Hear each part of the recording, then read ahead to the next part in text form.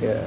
Welcome back to another episode of Exploring Peterborough. I'm your host, Mark Christie, and I'm here with my team, Tori, Hannah, and Chloe, to explore the Anger Solutions program that is located at the Elizabeth Fry Society in Peterborough, Ontario, Canada. The Elizabeth Fry Society is located at 223C Almer Street North in Peterborough, Ontario. So we're driving around trying to find Elizabeth Fry, which is a bit of a negative side to it because trying to find the place is a bit difficult. It's if you look on a GPS, it kind of sends you to this crosswalk between Almer and Sherbrooke, but we have not been able to locate it yet. Does it sit right here? What's that say over there?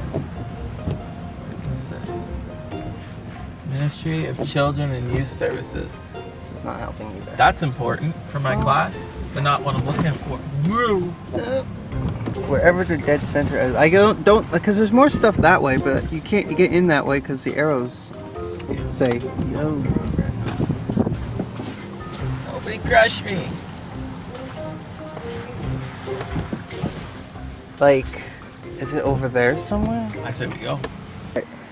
Alright, so we managed to find Elizabeth Fry. It was a little complicated. Right over there is Almer Street, and we didn't see this entrance coming in. It's at the front with a sign that says Community Living. So I would say for accessibility, it's a little confusing to find the place.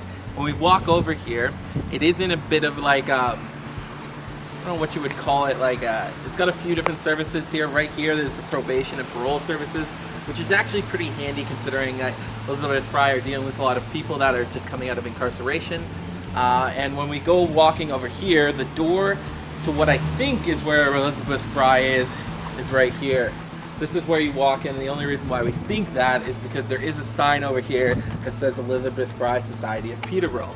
So the one thing I would say is a big con about Elizabeth Fry is that it is not very accessible because it's kind of hard to find out where it is. Although we do feel like we are here, one of the pros I would say is it's right near the parole services. So kind of a plus and a negative, but at least we found the place.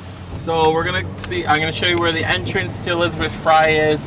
You turn down right here and go down there, and that shows the other side of where we just came in. It's located around in Peterborough at the corner of Sherbrooke and Almer Street. So the information for this episode and our brief was obtained from the Elizabeth Fry website. It was also obtained with personal communication that we had with Catherine, who's a group facilitator at Elizabeth Fry. And we also did some research to find out some support to why this kind of work is effective in this kind of population. Anger Solutions is a psychoeducational program that enables women to assume responsibility for their actions by developing an understanding of the origin of the women's anger, the theory of anger development, and techniques for safely expressing and releasing anger. So some of the topics in this program include taking ownership of emotional health and well-being, identifying different styles of expressing anger, cognitive distortion and physiological responses to anger, developing an intellectual understanding to anger development, techniques to resolve anger, recognizing the difference between a healthy and unhealthy relationship, increasing self-esteem, nonverbal communication styles and effective listening, and finally, anger resolution skills and conflict resolution skills. So now we're going to go to Tori about a little bit of information about how to get started. When looking into the Anger Solutions program at Elizabeth Fry, we decided to speak to Catherine, who is the support counselor and group facilitator at the establishment. When speaking with her, we discussed intake eligibility, screening processes, and costs of the program. The Elizabeth Fry Society provides the Anger Solutions program at no cost to clients. Most funding comes from contracts with parole and probation programs and United Way. Ontario Works also provides funding for their clients as well. Clients are able to self-refer for the program, or they can be referred by other service providers. Some of the common service providers that are used are parole and probation officers, Ontario Work, Children's Aid Society, and the Mental Health Outpatient Program at PRHC, among others. Since the program is run 3 times a year in group format, typically in January, June, and October, any client who wants to participate will partake in a 1-hour intake interview where they will discuss the client needs and services provided by Elizabeth Fry. At that point, clients will enter into a waitlist program for the next available program. This will usually be the next group that's running, as the wait list is normally not too bad according to Catherine. A week prior to the next group, staff members will call the members on wait list and see if they are still interested in joining the program, and at that point be given the information in terms of the day of the week and the time, which is Thursdays from 1 to 3. All right, so now we're going to go to Chloe, who's going to talk to us a little bit about the trauma-informed practices that they take at Anger Solutions. At Elizabeth Fry, they apply trauma-informed practices in all of their programs and services. Within their groups, they use specifically safety, trustworthy and transparency, choice, collaboration and mutuality, and empowerment. For safety, group members are taught grounding skills and are encouraged to take charge of their own treatment plan, consulting with staff about their comfortability.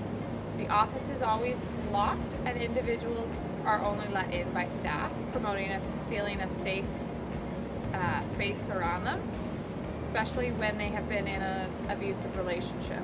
Groups are closed to promote familiarity among members and safe sharing environments. Trustworthy and transparency. Group members are given control over whether they provide consent to other agencies, wording of their documentation, and they have a high level of voice when working with staff. Most communications with other agencies are approved by the client prior to release. Choices. Clients are given the choices regarding programs that they want to participate in, whether or not they're comfortable participating in those programs, and whether they require individual sessions. They also have the choice of topics for group discussions and their level of participation in group discussions. Collaboration and mutuality. Clients are encouraged to approve of and contribute to letters written on their behalf or regarding their case. Group members may suggest topics that they would like to discuss during upcoming courses. Group members are also asked what they would like to see in the community and what has led in the past to a creation of a new program or peer support group. For Elizabeth Fry, we also use empowerment. Elizabeth Fry focuses group material and interactions on supporting clients in making their decisions that can be respected. Clients are encouraged to take back control from situations they may not have had in the past due to abuse, poverty, substance use, and marginalization. Me and my team did some research to just show how effective these type of programs can be. Some of the research told us that when self-confidence and personal integrity are attacked, that anger is the natural response that comes along with that. This can show up in different forms such as mild irritation to severe anger. Some of the research that we did was out of the Groups Process and Practice textbook. The reason why we decided to use this book is because it gives us a really good overview of what a psychoeducational group looks like and what it does. In the book, it says psychoeducational groups focus on developing members' cognitive, affective, and behavioral skills through a structured set of procedures within the group meetings. The goal is to provide members with a targeted education on a variety of psychological issues or informational deficits. This group work specialization deals with imparting, discussing, and integrating factual information. Although the topics vary, psychoeducational groups share the goal of increasing members' awareness of life problems and providing skills trainings to help members cope with situations.